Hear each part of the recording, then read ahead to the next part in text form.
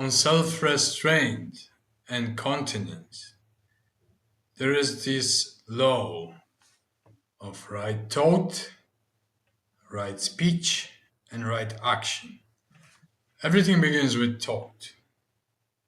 If the thought degenerates, so does speech. If the speech and thought degenerates, so does action, and vice versa. We can condition our actions by speech and thought, by performing principled deeds. We improve our thoughts and our speech. By improving our speech, we reverse the pollution of our thoughts. By improving our thoughts, the speech and the behavior, the acts, go towards the better. Now, as a person that went through terrible extremes, an antodromia, swinging left and the right, mining for a great nature, large life, large experiences. There is a great danger in great natures when they turn to the wrong. They fall like a catastrophe, just like with great societal endeavors.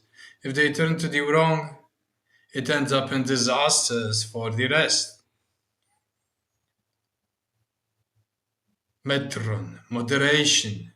This was the principle at the Delphic oracle, Apollonic, Pythian. Not only the E, epsilon, that means the God, goddess within.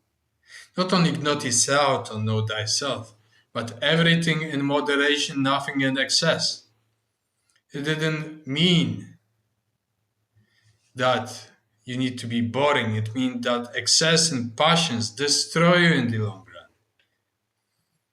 And through excess and passion, if you find moderation, it is a golden mean.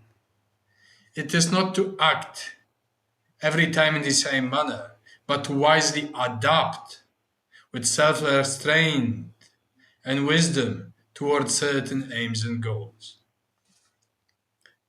Now, if you're stuck in the process and blame yourself, and we all slip, we all commit errors, we are never perfect in as much as human nature goes.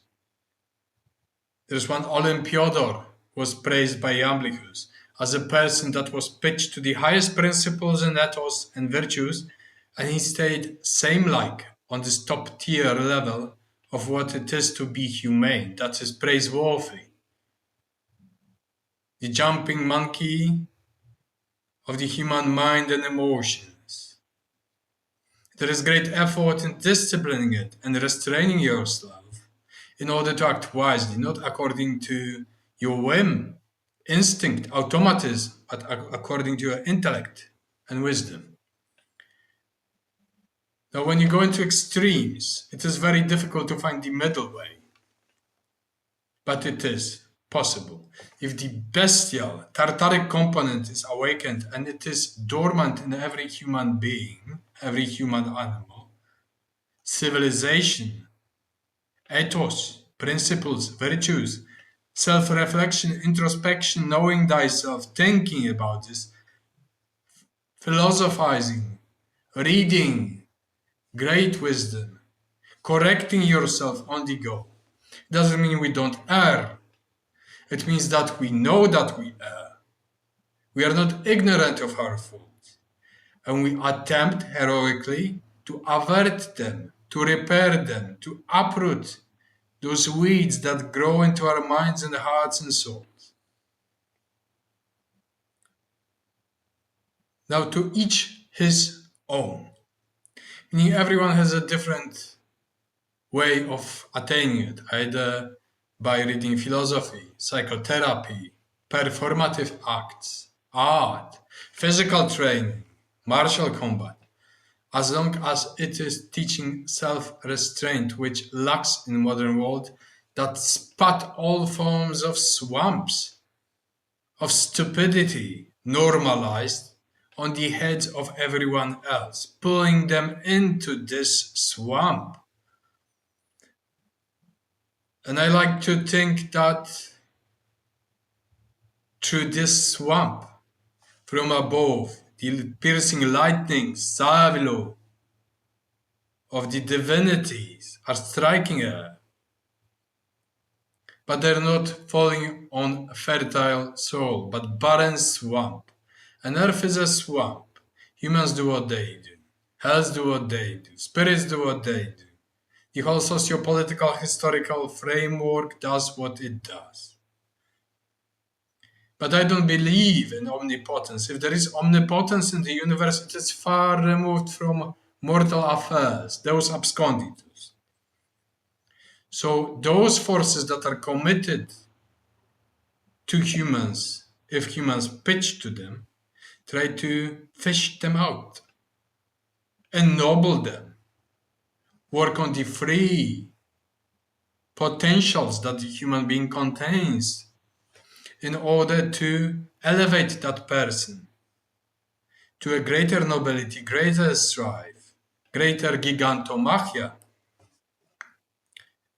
But if people are resigned to themselves, resigned to this swamp, they fall to this swamp. With no restraint whatsoever, governed by automatism, imitation, replication, hybrid zombification. And how do you find the self-restraint? By discernment. If you are an ethical person, if you have a character, you know discerningly what has good effects in the long run. The final effects, not the motive, not the deed. Hell is paved with good intentions. And after gathering such strategic experience, such insights, you know, but you are still prone to this tartaric element, to the fall of your nature into bestiality, stupidity, ignorance, anger, wrath, attachment, delusion. So it is a continuous combat. That is why it is called a gigantomachia.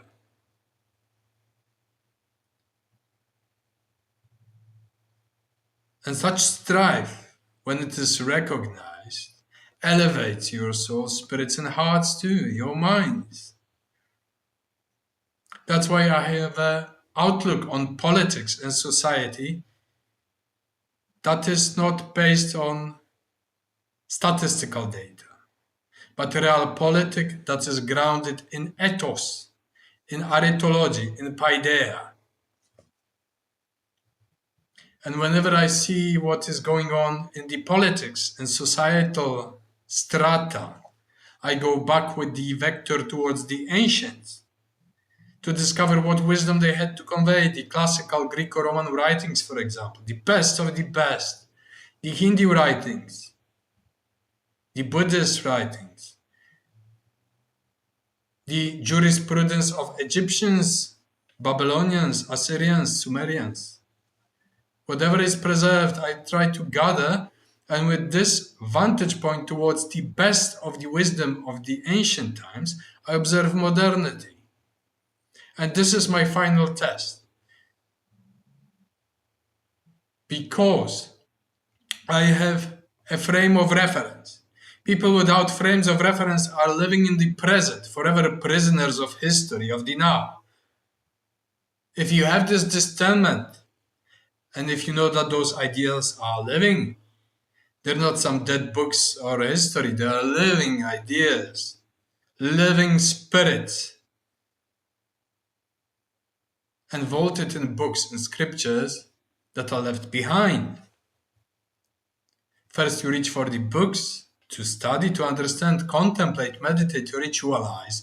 Then you reach for the spirits of the great ones. For an audience with Athena Glaukopis, the wisdom,